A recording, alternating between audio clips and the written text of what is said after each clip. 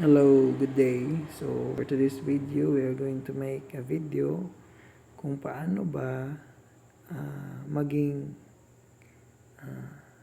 not or no expiry ang time ng ating mga client. For example, yan. So mayroon akong 354, no expiry yan. Yung iba pag nag-post, na-expire daw. So paano daw gagawing no expiry ang time? Actually, hindi siya na-expire. Nare-resume lang siya. Depende sa setting ng yung portal. Sige, resume muna natin nung maka-internet ako. So, punta tayo. So, anong unang mong gagawin is pumunta ka dito sa yung admin access pa din. So, yan, nakapasok na ako. So, marami na akong ginagawang adjustment. So, dashboard. So, ito yung pagpasok mo. Ito yung una mong makikita yung dashboard mo at yung mga nakakonect. So, saan ba gagawin yun? Yung sinasabi kong unlimited or no expiry. So, punta ka dito sa portal settings pa din. Yan. Then, sa portal settings, hanapin mo ang, saan ba yun? Dito. Post time validity. So, kunwari, itong post time validity, gaya nga ng sabi ko kanina. So, valid lang yung pag-post ko ng time sa loob ng 96 hours.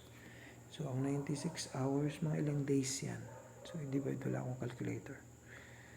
So, kung gusto mo talagang no expiry, malulugi ka din doon. So, suggest ko is iset mo sa pinakamatagal is 7 days. Kasi 7 days, kasi para din makaluwag din yung system mo.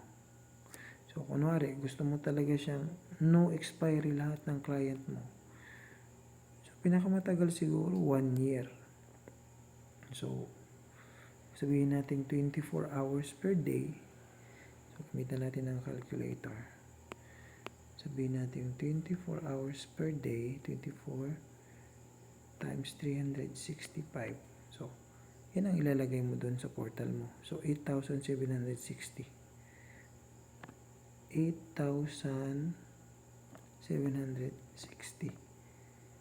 So, pag ganyan ang nilagay mo, ibig sabihin, kunwari ako mag-post ngayon, mag-a-abroad, 6 months yung contract ko sa abroad, hindi pa yan mawawala ang time ko.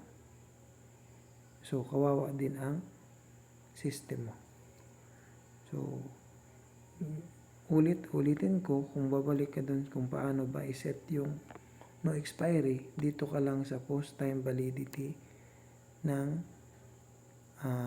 sinasabi natin sa portal setting. Dito sa post time validity. So, yan lang. Thank you. So, pag yan approve mo, dito ka pala sa save changes. So, yun lang advice ko, pero hindi ko ito itutuloy kasi pag madalas mabilis maubos yung time nila, pera sa atin as businessman or negosyante. So, save changes and thank you for watching.